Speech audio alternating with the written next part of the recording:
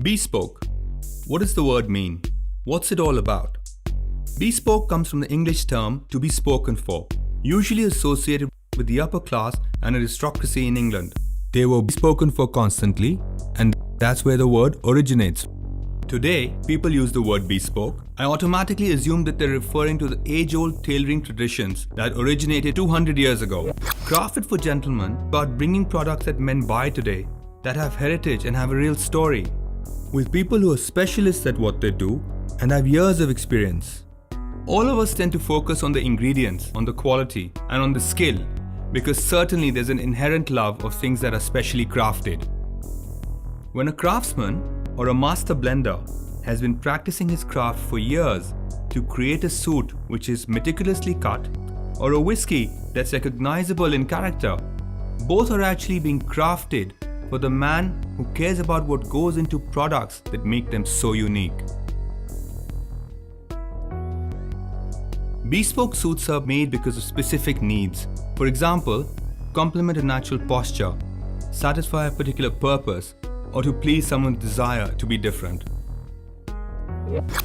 All of us differ slightly from the regular off-the-rack sizes. Made to measure is definitely not bespoke. A made-to-measure suit is cut from an existing block pattern, say a 50 regular, to which then certain measurements are taken into account and then adjusted to cut the garment to suit your frame. A bespoke suit is cut from a pattern drawn especially for you, where everything is taken into account, and it's done from scratch so that the finished product fits your frame faultlessly. Do your shoulders stoop? Is one arm longer than the other? How do you stand naturally? If you stand more erect, or are you slightly hunched? Even details like your arm ratio and the way you carry yourself are taken into account.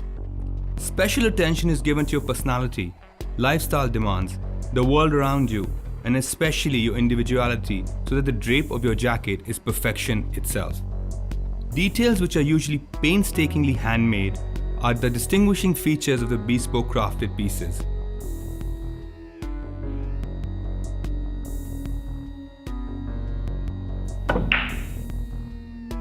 Every tiny detail can be customized, and with the finest English and Italian fabrics on hand, anything is achievable. There's nothing quite like the feeling of putting on a suit specially created for you, one that has been worked on for hours to perfect every detail so as to achieve an impeccable garment. It takes years or weeks to make something special. By law, spirits cannot be called Scotch whisky until they're matured in Scotland for at least 3 years. Most whiskies we consume are matured for much longer, because the things that really matter are the things worth waiting for.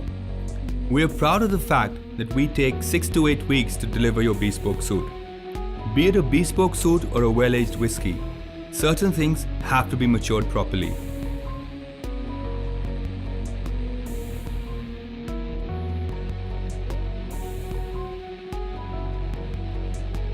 How does one order a bespoke suit?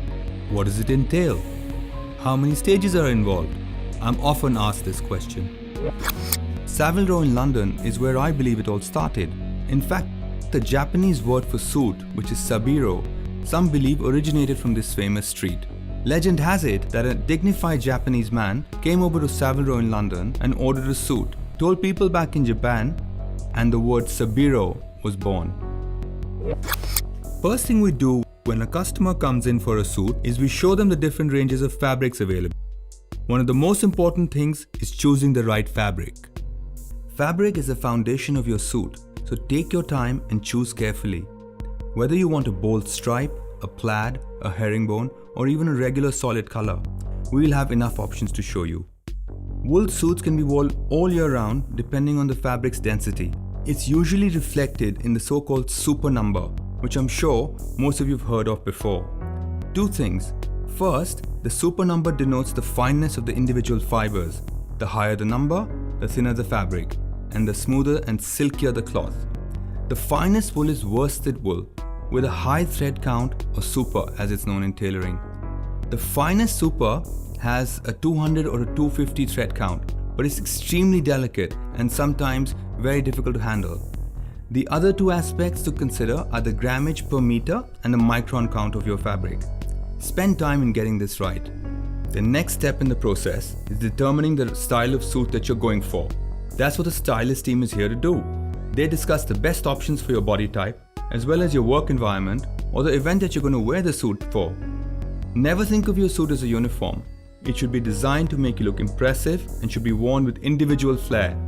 A suit should improve your posture as it will give you structure, so stand tall but not to attention. The next step in the process is taking the measurements. We take into consideration every aspect of your body, your torso to leg ratio, your height, the build, your shoulder shape, the way your shoulders curve, do they move forwards, do they move backwards, do they droop? We mark all of that. Every single millimeter counts in this process. Our tailoring tradition relies on canvas instead of industrial fusing because it makes for a softer construction and allows the jacket to move with the body. This process involves a much higher level of comfort to ensure that you enjoy your bespoke suit every time you wear it. During your first fitting, your suit will be mostly finished and you and your stylist will begin work on fine-tuning it. We usually just focus on the details of how it falls and other aspects of how to make your suit look sharp. During your last fitting, your stylist will focus on the final touches needed to perfect the look of your suit.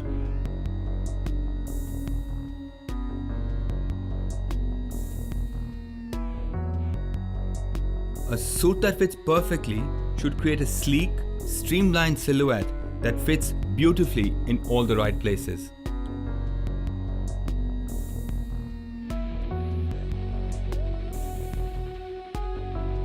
One of the most important aspects is the shoulder. You want to discuss with your tailor that the shoulder should not be hanging off your natural shoulder. It should be symmetrical. It shouldn't be too tight. Suit shoulders should hug your own and appear neat.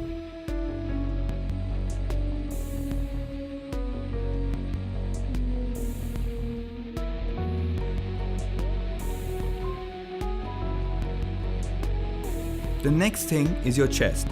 If you're able to ball up your fist in the jacket, then it's too big.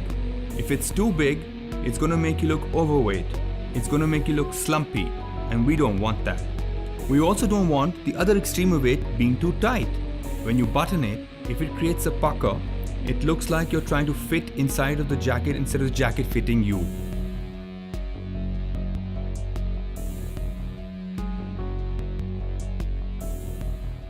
The next step in having your suit jacket fitted is the length. It can either be long, regular or short. If you're below 5'5", you want to be wearing a short jacket. If you're 5'5" to 5'9", your jacket length will be regular. Many modern suit jackets only sit an inch or so below the cuff. The length of the jacket should be proportional to your height.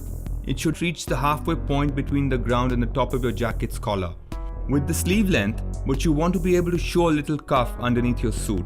Simply ask for your sleeves to be done in a manner so that at least half an inch of your shirt sleeve is showing. This elongates the arm, which makes your arms look longer, which in turn makes you look taller and thinner. Now moving on to your trousers. Trousers need to fit correctly at 3 points: on the waist, on the thigh, and the leg length is very crucial. You want the waist to be comfortable, not too tight, and not bulging across the waist. You want the pockets to sit flat and never bulge out either. The length. The break is simply how long your trousers are. You can have a full break, you can have a medium break, or you can have a short break, or no break at all. As a general rule, turn-ups don't suit the line of a single-breasted suit. If you're a shorter man, I recommend you go with short or no break. It'll make you look taller. If you're a taller man, I recommend you go from a medium to a full break. There are years of craftsmanship distilled in every suit I make, much like every measure of Chivas 18.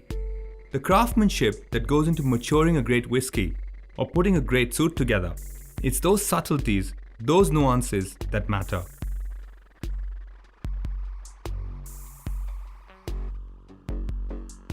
Whether it's a well-blended whiskey or a well-fitted suit, both arts require craftsmanship, which is developed over time, matured and executed to perfection. Together we represent everything that's great about craftsmanship, and that's where we work in perfect synergy with Chivas 18.